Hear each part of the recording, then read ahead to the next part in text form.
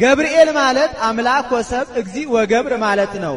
ጌታ መላእክትን ማእምራን ለባውያን ሕያዋን አድርጎ ፈጥሮ በጨለማ ተሰወራቸው። ስለምን ቢሉ ተመራምረው ይወቁኝ ብሎ እነሱም መኑ ፈጠረነ ማይቴ መጻይነ ለሊነኑ በበርእስነ ተፈጠርነ ወሚመ እምካል ማን ፈጠረን ከወዴት ተገኘን ሲባባሉ ዲያብሎስ ከሁሉ አልቆ ሊቀ መላእክት ቅሩበ እግዚአብሔር አሐዜ መንጦላይት አድርጎ ፈጥሮት ነበርና ወደ ላይ ቢመለከት ድምፅ አጣ።